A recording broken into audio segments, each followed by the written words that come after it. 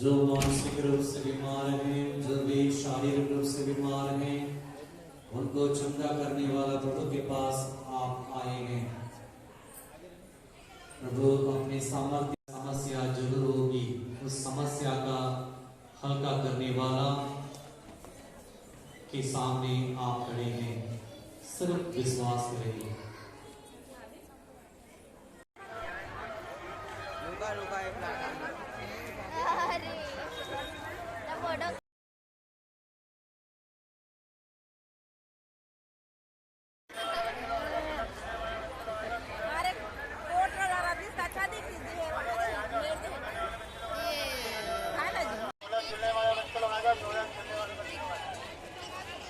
आजाओ भाई, आजाओ। जंपिंग में झूलने वाले बच्चे लोग आ जाओ। जंपिंग में झूलने वाले बच्चे लोग आ जाओ। जंपिंग में झूलने वाले बच्चे लोग आ जाओ। छातो निकालो प्लाजो मात्र 100 रुपया